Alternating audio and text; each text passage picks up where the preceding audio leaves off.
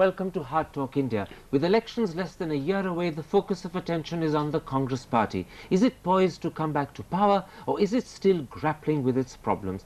That's the issue I shall put today to my guest, the chief spokesperson of the party, Jaipal Reddy. Mr. Reddy, let me start with a question that in a sense is on everyone's lips. The role of the opposition is to oppose and expose the government, and you've had lollipops like the Helka, the Gujarat killings, the Coffin Gate scam, not to mention the controversial return of George Fernandez to the cabinet. And yet all the Congress party has been able to do is to hold up the functioning of Parliament. No, we have been able to expose, and we are in a position to depose as well as and when the next Parliament election is held. But you know, those are grand words, but the public and the press turn around and say that the real problem is Sonia Gandhi's functioning. She doesn't have the flair for debate, she's too timid to use the press, and as a result, she doesn't put the government on the defensive. No, it's not correct. Sonia Gandhi is too correct a parliamentarian to speak in impromptu interventions. But our interventions have been very meaningful. Too correct to do her job?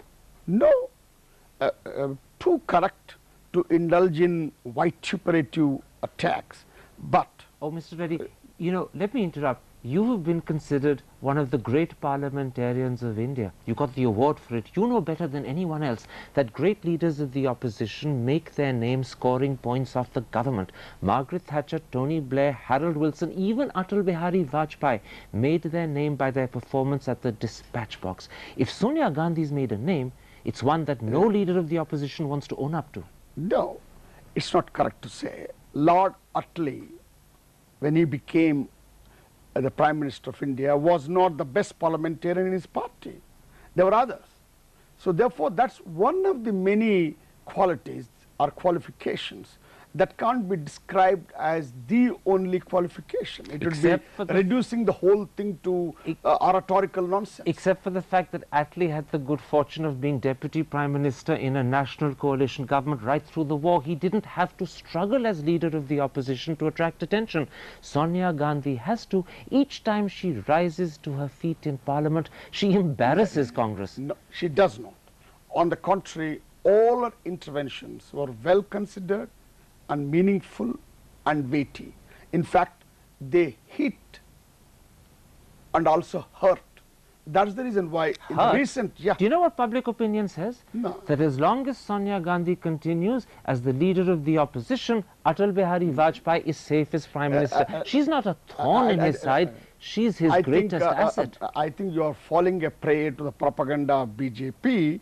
Let me tell you how Mr. Vajpayee and Mr. Advani reacted to the debate of no confidence motion, which was initiated by Sonia Gandhi. Both Mr. Vajpayee and Mr. Advani felt our attack was too sharp and too wide-ranging for them to put up with. Oh, absolutely. So you're contradicting yourself. She was vituperative in the sense that she was personal, but she was ineffective in the sense that she didn't score. The Prime Minister spoke for just half an hour, and he gave the impression to the world, as Lord Howe had said in England, that he was being savaged by a dead sheep.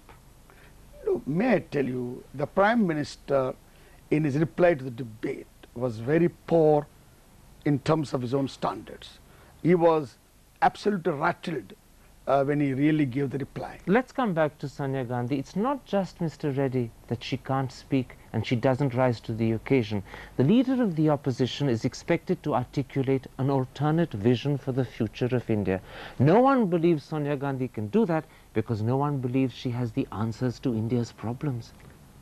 See, Sonia Gandhi, as President of the Congress Party at Simla camp, articulated an alternative vision of Congress Party in very attractive terms. I do not know how you can say that. It's a false position. She has been consistent in all her positions.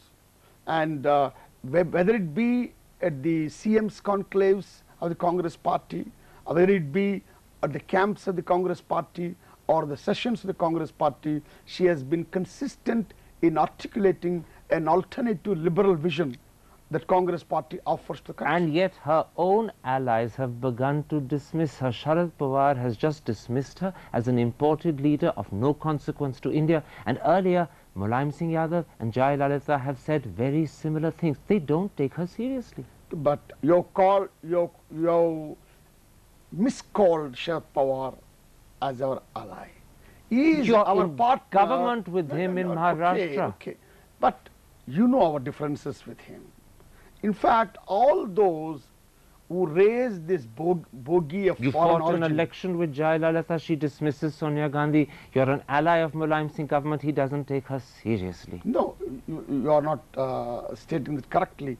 Mr. Mulayam Singh Yadav said in so many words that his opposing Sonia Gandhi in 1999 was a mistake. Only And because he needed your support to form a government in UP. His wariness of Sonia Gandhi continues. They don't lose an opportunity may to make I put it the clear. record straight?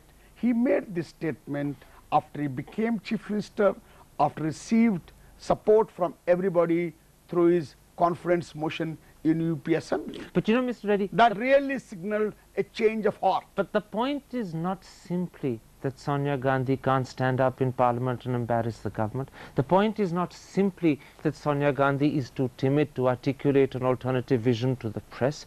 The point is not simply that Sonia Gandhi isn't suited to the role. It's that the poor lady doesn't have it in her. She isn't a politician. Till 98 she hated being one. She's been forced into a position she's uncomfortable in. I think you should allow me to say something.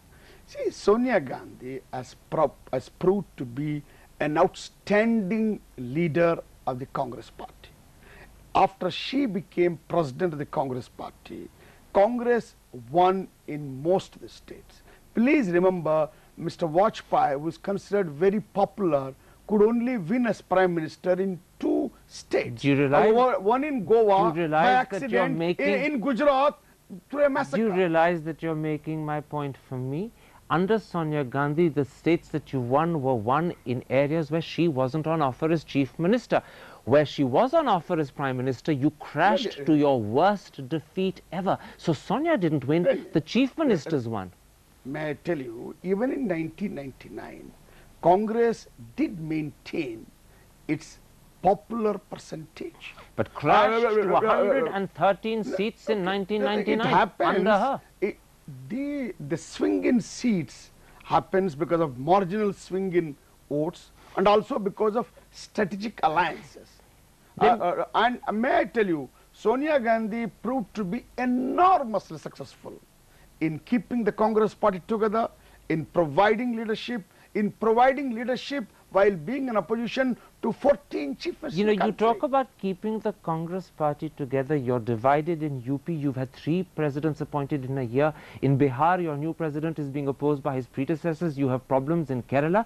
You have problems in Bengal, where you have only leaders and not a mass. In Tamil Nadu, you have 2 presidents. Name a state where you don't have division. We have 14 chief ministers in 14 states where we don't have division. Number 2.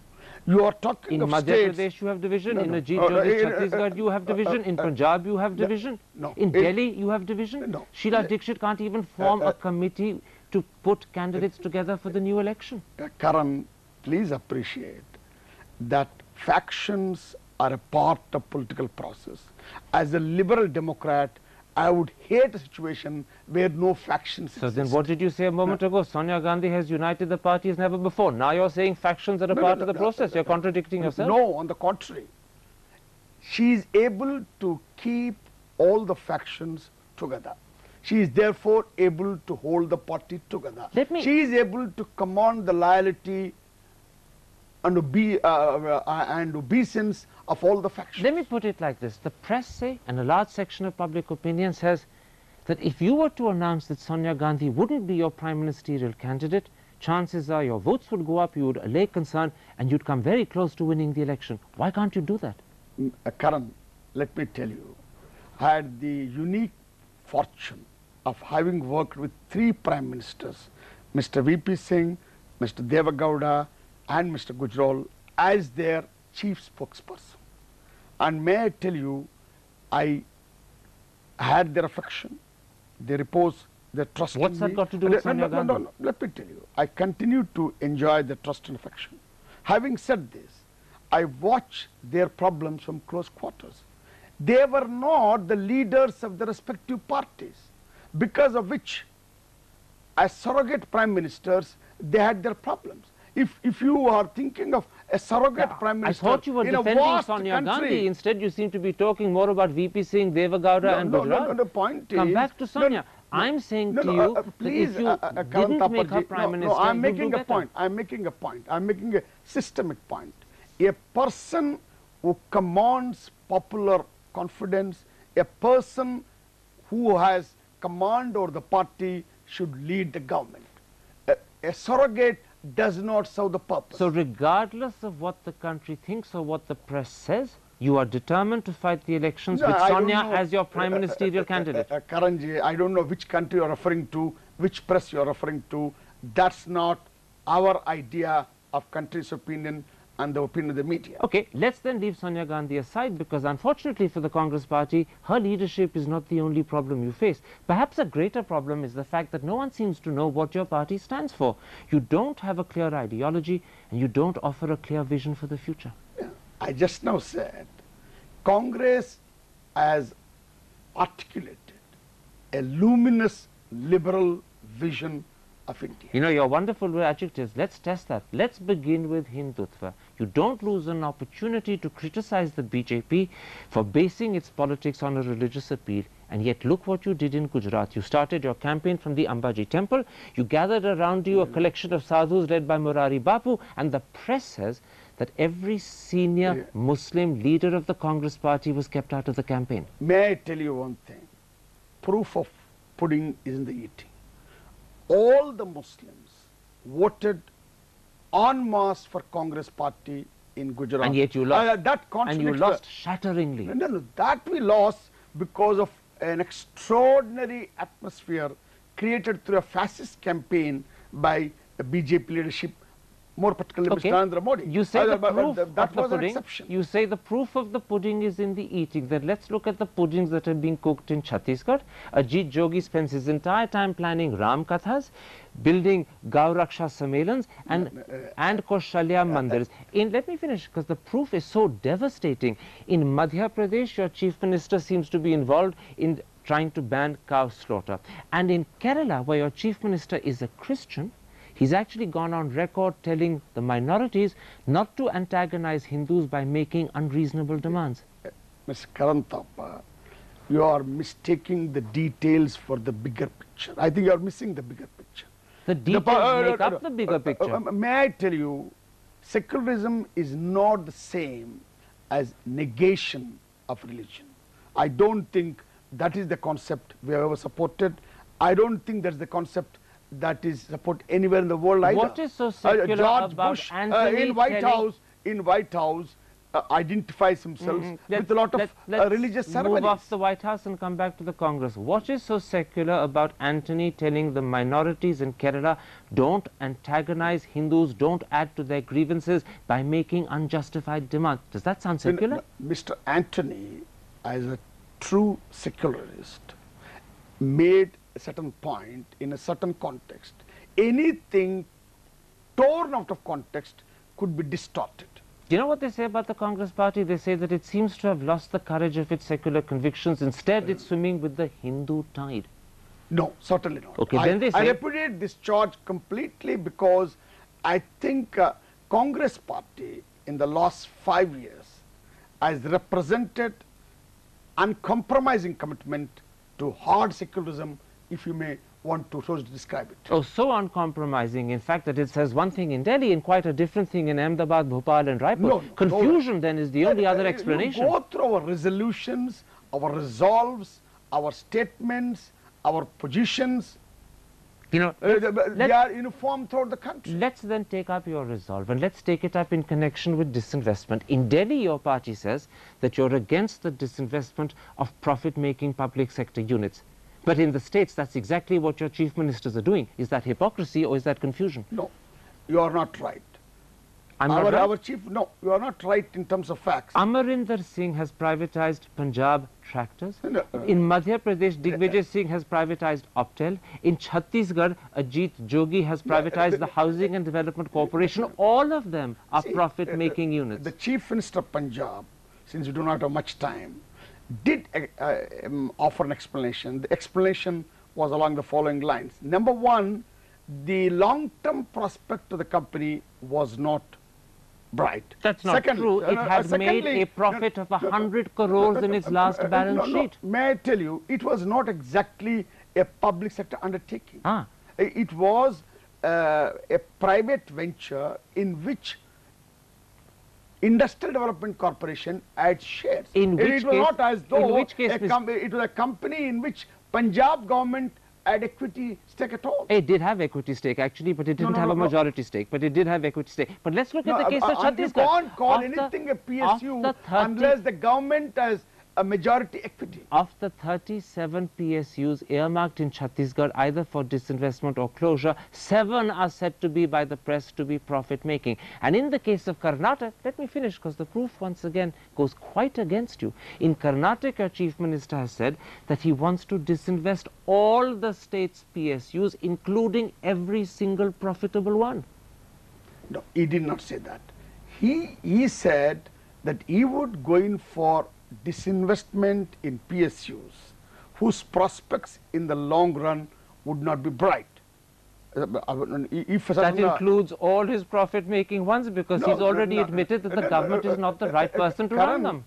You are going on the premise that all of them are profit-making. I'm saying your facts are not correct. No, I'm not saying all of them are, but he's saying that even those that are will be disinvested, and that is a contradiction to the Delhi position of the party. Provided their long-term prospects are not so bright. You've added a very interesting proviso that the Delhi party doesn't add when it makes its statements over here.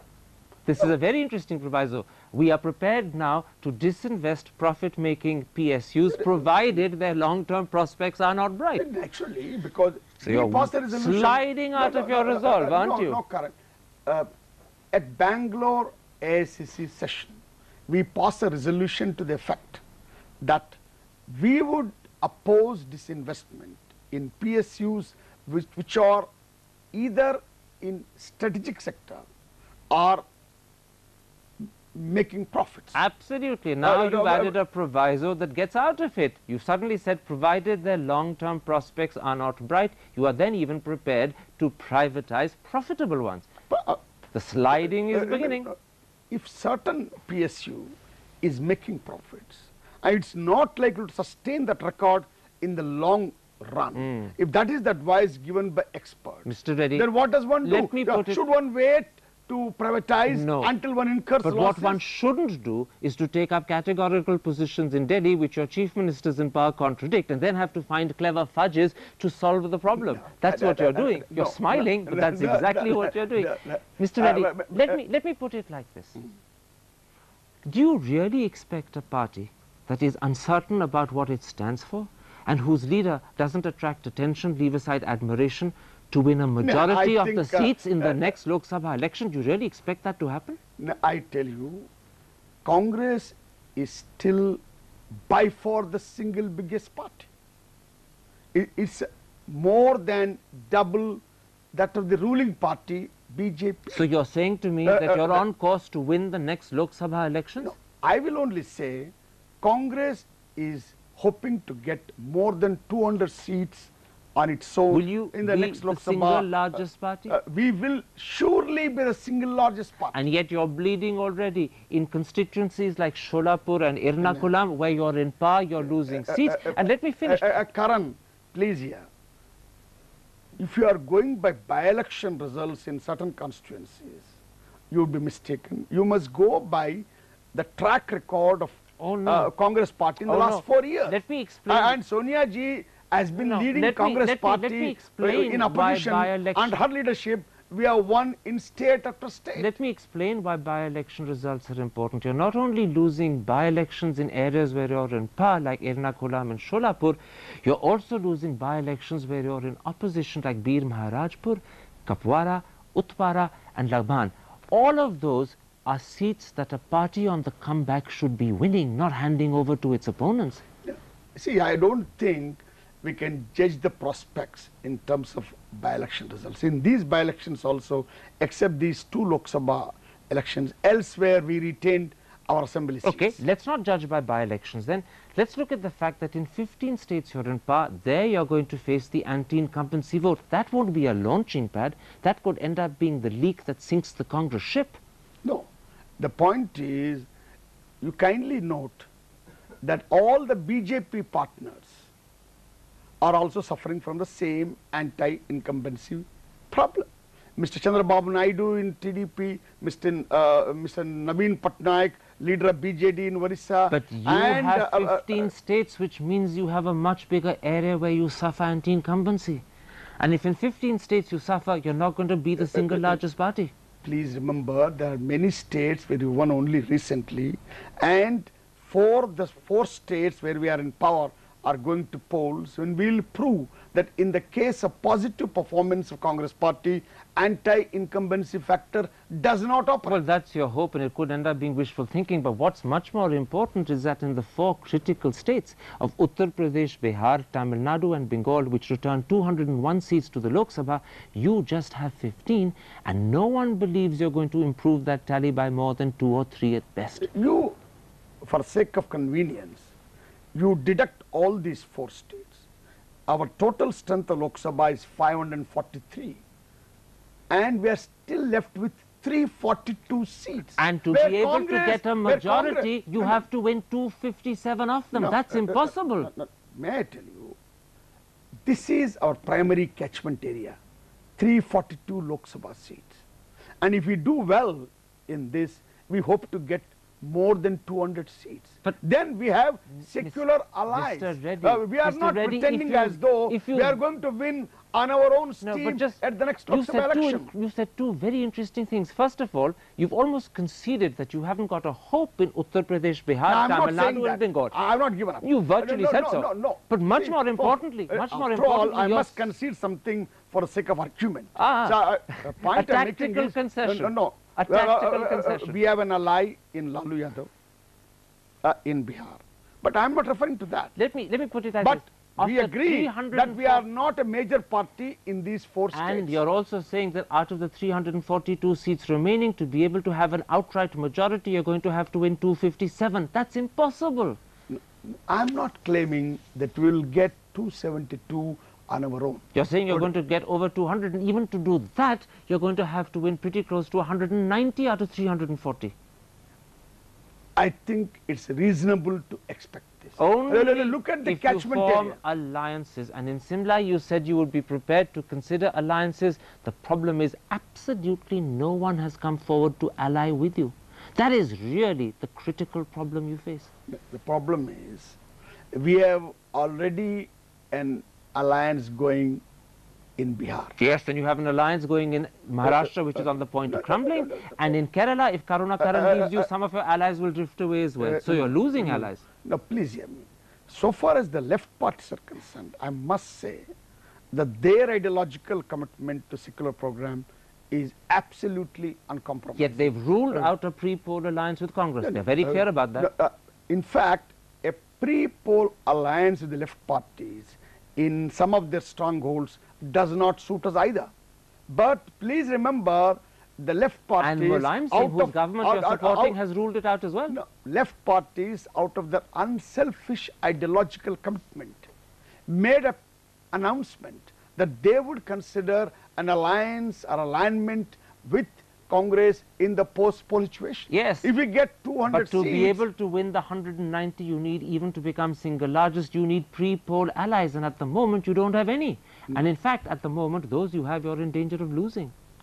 May I tell you one thing?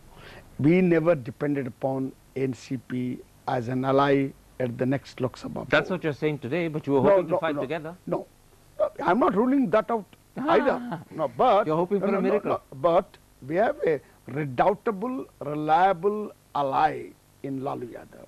We need to fix up our alliance in UP. With whom? At the moment, we are lending support to Mulayam But Singh Mulayam Yadav. Singh doesn't want a pre-poll alliance with you. He's made that clear. He didn't say that.